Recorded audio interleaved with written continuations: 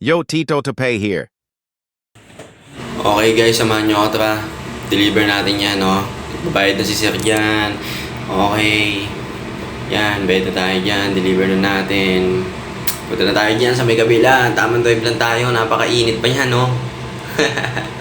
Tingnan mo naman. Oh. Ayan, malapit na tayo. Ayan na, nakakating na tayo dyan sa ano. Dideliveran natin yan. Second floor, inakit natin. Bigat ng comforter niya. Tapos yan, si madam nagbabayad na, oh.